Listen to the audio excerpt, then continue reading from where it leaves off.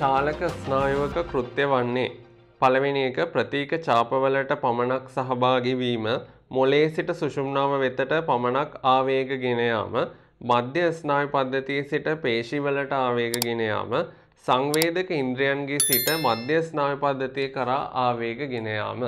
අපි ස්නායු ගැන ඉගෙන ගන්නකොට නැත්නම් ස්නායු පද්ධතිය ගැන ඉගෙන ගන්නකොට සහ පාඨක පාඩමේදී අපි කතා කරනවා නියුරෝන වර්ග තුනක්. ස්නායු පද්ධතියේ ව්‍යුහමය ඒකකයේ නියුරෝනය මේ වගේ නියුරෝන වර්ග තුනක් අපි ඉගෙන ගන්නවා.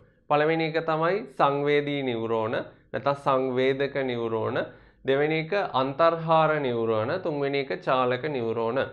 සංවේදී නියුරෝනයක් කියලා කියන්නේ සංවේදී ඉන්ද්‍රියන්ගේ ඉඳන් මධ්‍ය ස්නායු පද්ධතියට ආවේග රැගෙන යන නියුරෝනයකට.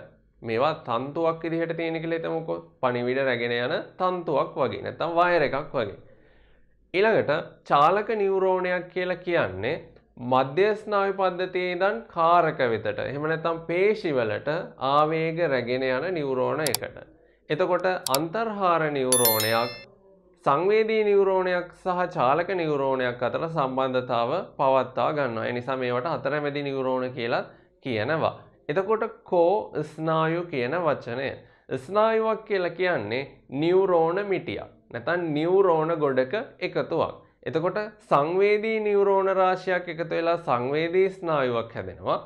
චාලක නියුරෝන රාශියක් එකතු වෙලා චාලක ස්නායුවක් හැදෙනවා කියලා අපි හිතුවොත් ඒක තමයි වෙන්නේ. මේ චාලක ස්නායුවේ කාර්ය වෙන්නේ අර චාලක නියුරෝන වල කාර්යයන්ම තමයි. මධ්‍ය ස්නායු පද්ධතියේ ඉඳන් කාරක වෙතට එහෙම නැත්නම් පේශි වෙතට ආවේග ගෙන යන එක. දැන් අපි බලමු එකට ගැළපෙන උත්තරයක් තියෙනවද කියලා. මෙතන තියෙනවා මධ්‍ය ස්නායු පද්ධතියේ සිට පේශි වලට ආවේග ගෙන යාම. ඒ නිසා ඒක තමයි ගැළපෙන උත්තරය. 6 වෙනි ප්‍රශ්නයට උත්තරය අංක 3.